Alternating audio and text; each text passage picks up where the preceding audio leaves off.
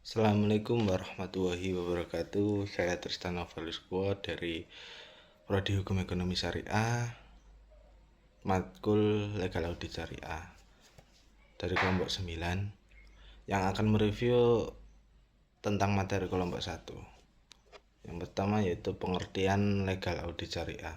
Audit syariah adalah proses pengumpulan dan evaluasi bukti untuk menentukan dan melaporkan tingkat kesesuaian antara informasi dan kriteria yang ditetapkan untuk tujuan kepatuhan syariah.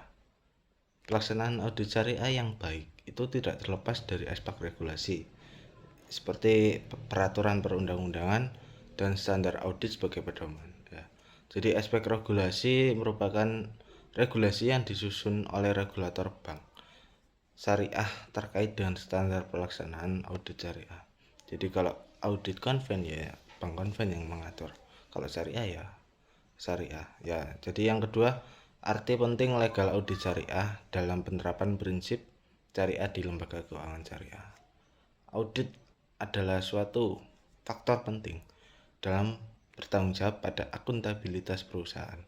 Jadi di mana audit syariah merupakan sebuah mekanisme yang berurutan agar mendapatkan kebenaran yang nyata guna mengolah opini subjek seperti personis, proses, kinerja, keuangan, dan keuangan konsisten dengan prinsip serta ketentuan syariah yang diterima baik oleh umat muslim, serta melaporkannya pada pengguna atau nasabah. Berikutnya yaitu tujuan audit syariah. Ya, tujuan audit syariah yaitu dibagi menjadi dua, seperti informasi objektif dan informasi subjektif, untuk memastikan kepatuhan syariah dengan bank Islam. Yang berikutnya yaitu bukti audit syariah. Bukti ini dapat didefinisikan sebagai setiap informasi yang digunakan oleh auditor untuk menentukan apakah informasi yang diaudit telah sesuai dengan kriteria yang ditetapkan untuk tujuan penjamin syariah.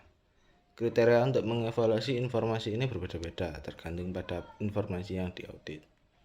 Berikutnya itu program audit syariah. Yang pertama ada perencanaan, inspeksi, dan laporan. Berikutnya yaitu standar audit syariah. Yang pertama tujuan dan prinsip audit. Tujuan utama dari audit terletak pada pernyataan tentang apakah laporan keuangan disusun dalam semua hal yang material sesuai dengan aturan prinsip syariah dan standar akuntansi dan relevan dengan standar dan praktik akuntansi nasional di mana negara-negara institusi beroperasi. Hal ini dilakukan agar auditor memberikan pandangan yang benar dan wajar atas laporan keuangan, jadi tidak ada yang direkayasa ya. Berikutnya itu standar pelaporan auditor. Harus mereview dan menilai kesimpulan yang diambil dari bukti audit yang diperoleh sebagai dasar untuk menyatakan opini atas laporan keuangan. Berikutnya tanggung jawab auditor. Seorang audit. Standar ini memberikan panduan tentang karakteristik kecurangan dan kesalahan dan tanggung jawab auditor dalam menetapkan prosedur minimum yang berkaitan dengan kecurangan dan kesalahan. Berikutnya tentang kerangka audit syariah. Prosedur audit secara umum. Yang pertama ada prosedur analitis. Yang kedua ada menginspeksi. Yang ketiga ada mengkonfirmasi. Berikutnya ada menghitung dan menelusuri dokumen. Yang terakhir ada mencocokkan dokumen. Berikutnya tentang urgensi audit syariah. Yang pertama, Dewan Komisaris dan Manajemen Lembaga Keuangan Syariah memiliki tanggung jawab atas kepatuhan syariah kepada stakeholder. Jika stakeholder yaitu nasabah atau deposan atau publik dan lain-lain tidak memiliki atau tidak punya percaya dengan kepatuhan syariah, itu akan sangat mempengaruhi integritas keuangan Islam.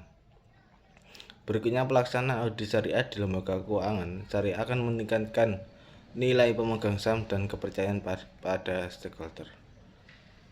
Yang keempat, audit syariah membentukkan ex ante atau kepatuhan syariah dan ex post atau audit syariah dan jaminan. Berikutnya fungsi audit syariah. Fungsi dari audit syariah minimal mencakup 1. Menetapkan metodologi audit untuk menilai profil risiko dan kerentanan dari setiap area yang dapat diaudit. 2. Menghasilkan rencana audit Yang ketiga, menentukan program audit yang jelas. Yang keempat, yaitu mengkomunikasikan hasil kepada Dewan atau Komite Syariah melalui laporan audit itu sendiri. Berikutnya, ruang lingkup audit syariah. Yang pertama, penilaian atas kesadaran dan komitmen manajemen terhadap prosedur internal kontrol untuk kepatuhan pada syariah. Yang kedua, audit kontrak dan perjanjian. Yang ketiga, audit manual dan standar operasional prosedur. Yang keempat, audit informasi dan laporan seperti surat edaran, risalah, rapat, dan sebagainya. Yang kelima, audit kegiatan dan berkasih, dan lain-lain. Sekian yang dapat saya review, kurang lebihnya saya mohon maaf. Pasti di dalam video yang saya buat ini pasti banyak kurangnya atas materi-materi yang belum saya review. Demikian yang dapat saya review. Assalamualaikum warahmatullahi wabarakatuh.